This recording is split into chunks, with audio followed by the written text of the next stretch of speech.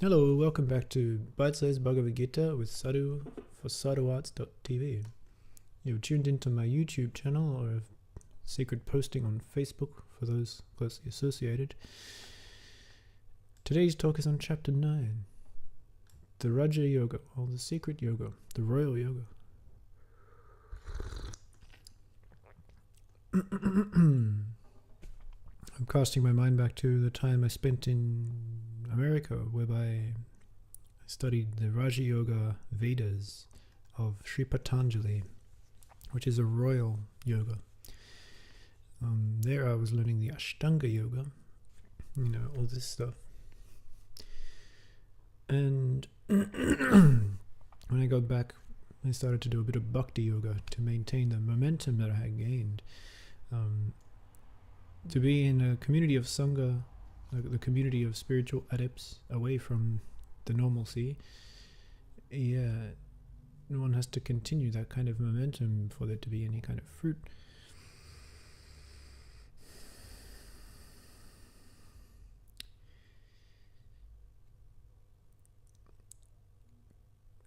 Krishna isn't directly telling Arjuna to fight against those who are non-believers. The beauty of the Bhagavad Gita is how it has changed over time. The glory of the Bhagavad Gita, the glory of Krishna, is his malleability throughout the ages. You see, to begin with, Krishna is outside of time.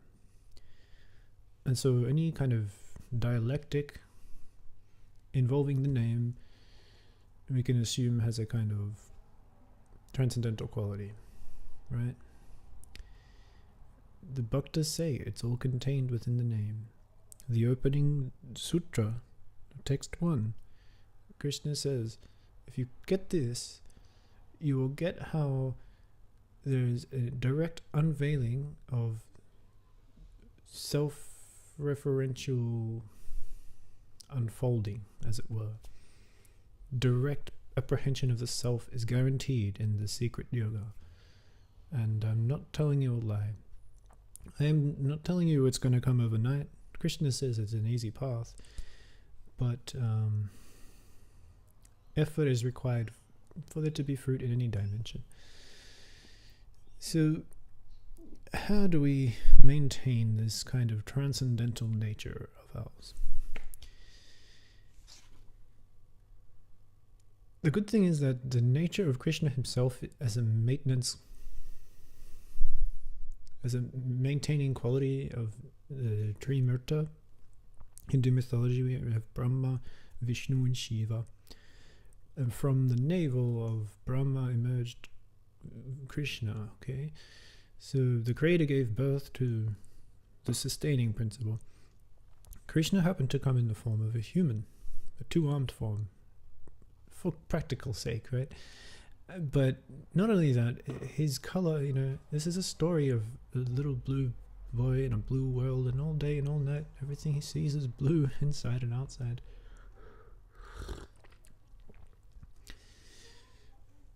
Because he is so attractive and his opulence is so magnetic, it becomes very easy to meditate upon him as a way to transcend the normal agitations of the mind.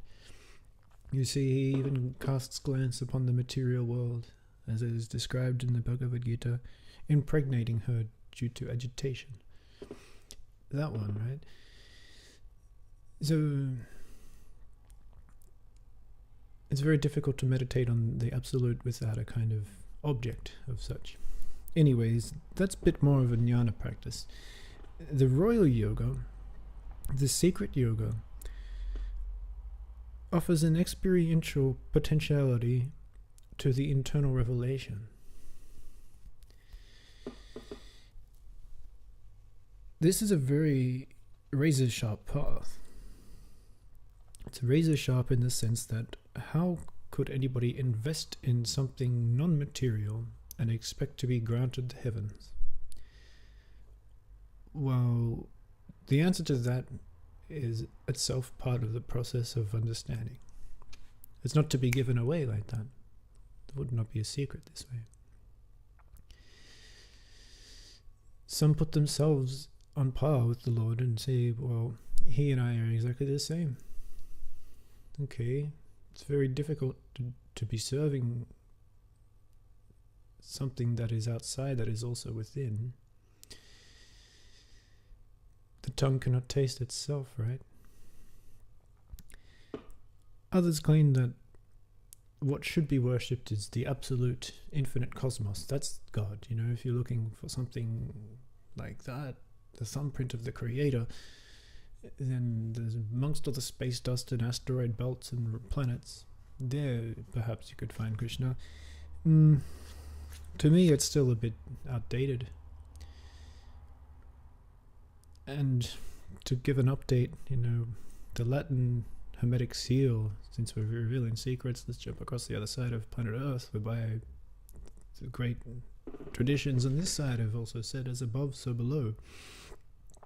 Meaning that if you can grok big, far away things, there's an element of time that is invested in. If you're looking at something very, very small, a lot less time. So, you know, Einstein's genius emanates here. What is important to note that you have to have a kind of faith either way you go. And I'm not here to discuss the history and philosophy of science, but notice the quality of the apprehending apparatus. There is like a lagging frame rate, to put it in a metaphorical sense, to be trying to conceive something so inconceivable. Put very nicely, here is this Krishna. He's a dancing flute player, but he's also described himself, out of his mercy, in ways that could be apprehended to the ordinary senses. Okay, he says stuff like this, you know, glazing upon the material existence, and it comes into birth. He gives the ontology. This is the basis of the Hindu system. But to get right into the center of the secret, he's trying to get at you by saying that, you know, at the end of the manifestation, all beings are with me. You know, we're all here. No matter what realm you're in, you'll always find happiness, sadness, and the same kind of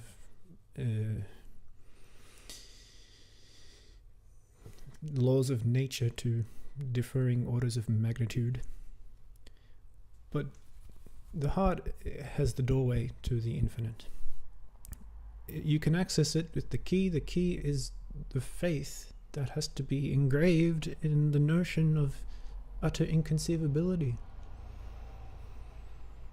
This is why it's transcendental. That's the only way that you're going to be able to get an understanding of yourself as transcendental, if you give it over to him. Because at the end of the creation manifest world, he just knocks it all down again, and we all just go back to reside with him. So what remains? It's not a smoky picture. He performs the sacrifice of the fire, and he also enjoys the heat, the rain that falls, those who are seeking shelter, the poor misguided, the wealthy misguided, and the curious and the mad. We're all looking for the one thing.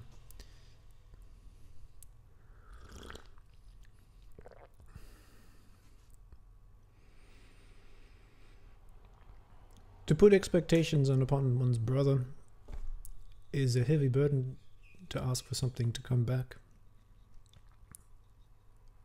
And so many people fall into a trap. This is the moral delusion that I've tried to nut out in the previous chapters. By now, there's a kind of understanding of morality is sort of adjusted, or like your moral compass is good. It's not bad. It's not great. I think greatness has got a kind of linguistic investment into this kind of word that is not good or bad, but it's not neutral. It's great. Whatever that meant to mean. The glory is certainly typified here. All the beauty is coming from Krishna. So these kind of misconceptions can be clear. The degree of which one is invested in the single object of admiration is in a direct proportional relationship beyond the qualities of nature which are affected by karma indirectly to what you're getting back. Now, all these servants that you see are actually functions of Krishna, functions of Vishnu to be more active with those extra hands. And whatever you're looking for, that's what you get, because, as I've mentioned, even on the other side of this planetary ontological dialectic, I mean, that's not where the true duality lies, but it's just a matter of point of view that you may have invested in. As you sow, ye shall reap. Hope I haven't confused you too much. So the awards are coming from Krishna. And this is where you might get confused about royalty, what royalty means. To be royal, to be wealthy is wealthy here. A wealth that is directly translatable knowledge, fueling the fire of direct experience. Faith. So Krishna is an object of faith.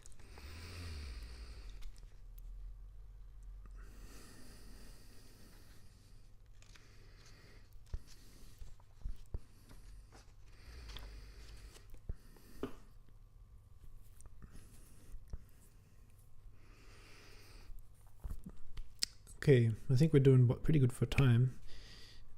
Krishna has talked about his name, talked about the relation with Arjuna, the qualifications of the beauty and scientific authority which the Bhagavad Gita claims for itself.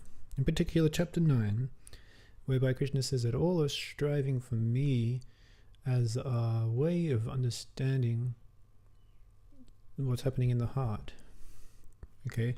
But it's a secret, so you're not really going to get it like that. You got to take it out and do it. So Krishna then says, it does this huge redeeming act, like, I am the well-wisher down the street, I am the unfortunate, I am the kings, the queens, the shelter, the abode, the creator, the cause, the annihilator, the shelter for everyone. This is a kind of redeeming quality that Krishna maintains that I don't really want to talk too much about. Other religions have kind of got the capstone on that. But Krishna says you can understand good religion by understanding this chapter. Maybe this is why Vyasa has put the central secret in the middle of the Bhagavad Gita. And so there's a kind of temporality that we must mention now. After drinking the Soma Rasa, the moon juice, as it is called, the juice of supreme pleasure, we've got to understand Krishna now. It's some kind of dance, it's some kind of play, it's some kind of extraordinary composition of which we may, in our ephemeral lifetimes, get to see a minuscule of reflected in the cinema screen and all those shining stars underneath the full moon. The Rasa Leela, that's really where we can find the playness, the playfulness, the playful quality. And it's only in play that you can really, to understand the sacrifice involved in music. That's where the party's at, so to speak. Because I think in play there's like a free allowingness of shedding of the clothes of the burden of the ego and the social roles entangled within ego. Anyway, Krishna isn't not trying to take us away from, neti is one kind of practice, not this, not that. But the playful aspect, this is probably the best mode of coming to understand, of coming to recognize.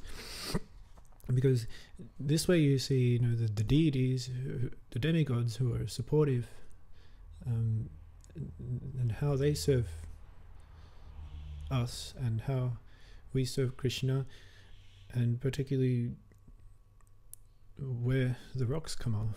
So after drinking all this Soma Rasa, you see the servants and you see the fire, and Krishna talks about, I am the clarification of butter and the enjoyer of the sacrifice. It's all being done for me. You got to see this. You got to that it's beyond ordinary conception. The veil of Maya is also painted by me.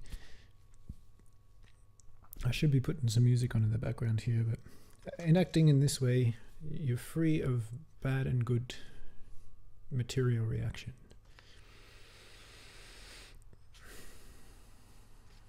I'd like to say so simply, the secret is this, but it cannot be said. The secret is about giving completely everything you have in a rationed way, so as to not lose track of one's heart. And so that way you're giving the giver the aptitude of receiving. That's a pretty good secret. There are many secrets. There are many secrets in yoga. There are many ways to lock secrets, like bandhas within the body, energetic compressions, plexuses of interlacing intention that are all actually working towards one common aim. But this is the secret. And there are many. What's yours? No. Listen to the flute player. It's what you hold so dearly that will take you to what is necessary to let go of in order to get more of it. But you don't want any more to come back from me, just as I'm not expecting anything to come back from you. That's the practice and the science of non-attachment to the fruit.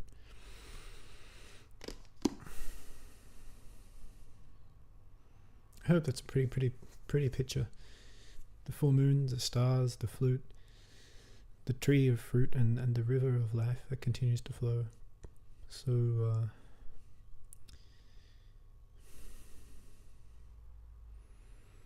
understand the dimension of authoritative importance that the Bhagavad Gita instilled within itself, within one.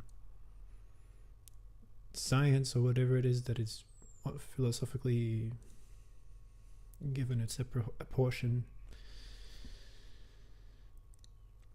If the method is the true way of apprehending reality, then there is no difference between the scientific method of what's discovered as the truth within, as grit up against the teeth of absolute reality to find what's real outside. Yeah, so Hare Krishna. Thank you for tuning in.